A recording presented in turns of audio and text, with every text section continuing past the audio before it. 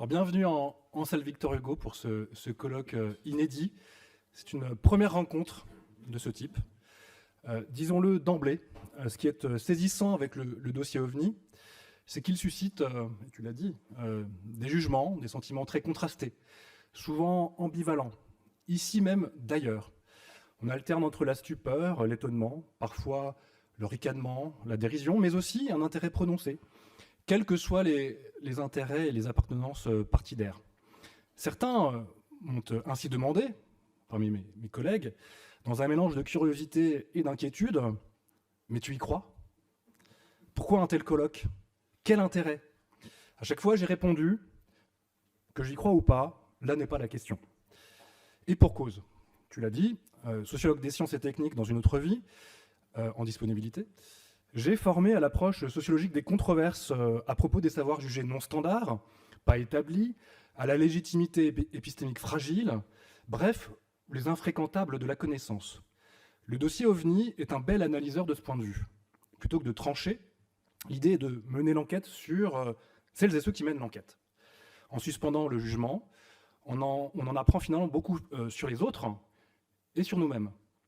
Le député épistémologue Pierre Henriet, ici présent, avec qui j'organise ce colloque, est sur la même longueur d'onde.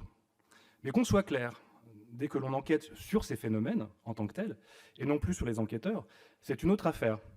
Cela demande de recourir à des méthodes de prospection, des techniques de détection, d'établissement de faits, de construire des bases de données, des taxonomies, de conserver des témoignages, d'articuler des concepts et des théories, et surtout d'apporter des preuves.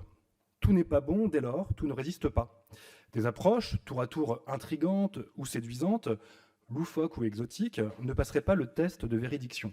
Ou à tout le moins, ces hypothèses manqueraient-elles singulièrement de garanties factuelles, seule subsistant la certitude d'une observation subjective. Or, c'est tout l'enjeu de ce colloque, de nous intéresser aux approches qui prennent au sérieux cette gamme de phénomènes, sans œillères, avec rigueur. Comment ? Alors, notre pari est de mettre en perspective et en valeur un héritage français de la recherche sur les pans, dont les ovnis. Faire appel aux lumières du groupe d'études et d'information sur les pans du CNES a relevé pour nous de l'évidence. Fondé il y a bientôt 50 ans, là je ne vais pas faire l'histoire, je la fais à la serpe, après diverses initiatives à l'interface de la science, de l'ingénierie et de la surveillance de l'espace aérien, cette unité recèle des masses de données, des résultats d'investigation, d'expertise, de méthodologies qui se sont robustifiées à l'épreuve de centaines de cas. Tout comme les techniques déployées par les militaires, ce sera le thème de la deuxième table ronde. Assumer ce cadrage, c'est déjà se placer à contre-courant d'une certaine construction ordinaire du phénomène, hantée par la production états-unienne. Malgré l'observation de pans un peu partout à la surface du globe, selon le National UFO Reporting Center, 141 000 sur 160 000 événements recensés se sont produits aux États-Unis, 89% du total des signalements. C'est une régularité qui interroge, en même temps que cela invite, par contraste, à dépayser le regard en assumant qu'il se passe aussi des choses en France et sur le vieux continent. C'est tout l'enjeu de la première table ronde que de mettre en perspective anthropologique et historique l'étude des pans, depuis l'Hexagone, ce fonds de pratiques et de démarches qui sera l'objet donc de cette première table ronde. Mais alors, pourquoi deux députés trouvent bon d'organiser un colloque sur l'étude des pans? Tu as donné quelques raisons, Pierre, je vais continuer à essayer d'expliciter. Déjà parce qu'il faut en convenir, ça suscite un intérêt public, et que donc, ça justifie qu'on s'y penche, pour la première fois, ici même. On se souvient que lorsque le CNES a mis en ligne 400 dossiers en mars 2007 sur son site internet, c'est certain, le site de l'agence avait été pris d'assaut. Ça avait presque fait collapser le site. L'exploration spatiale, ça intéresse, c'est sûr, et c'est une question qui me passionne par ailleurs, mais c'est à relativiser par rapport à la passion populaire des ovnis, que chacun pourra observer autour de soi au détour d'une conversation. Et depuis qu'on a lancé l'idée du colloque, on est littéralement assailli de messages sur nos boîtes parlementaires. Que chacun pourra observer autour de soi, donc autour d'une conversation. A fortiori, ces dernières années, entre les déclassifications des dossiers et documents naguère secrets du Pentagone, on l'évoquera lors de la troisième table ronde, mais aussi les spéculations controversées dans l'astrophysicien, à Villeub, les productions cinématographiques qui alimentent l'imaginaire extraterrestre, je pense notamment au film de Steven Spielberg, le dernier, ce goût de l'inquiétante étrangeté ovniesque trouve matière à régénération permanente. Les mesures d'opinion sont rares en France, par comparaison avec les États-Unis, qui font ça tout le temps.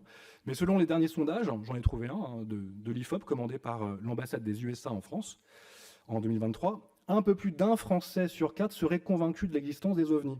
J'imagine avec un questionnaire un peu biaisé. Autant dire que cela atteste en tout cas une persistance non anecdotique de cette question.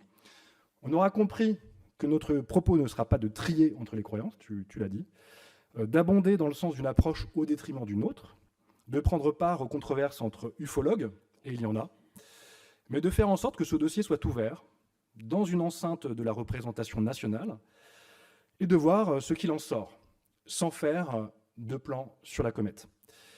L'idée est, pour reprendre une stratégie heuristique proposée par le sociologue Robert Merton, de spécifier l'ignorance, c'est-à-dire prendre acte et se donner les moyens d'élucider la connaissance explicite de ce qui n'est pas encore connu, mais qui doit l'être, afin de jeter les bases d'autres connaissances.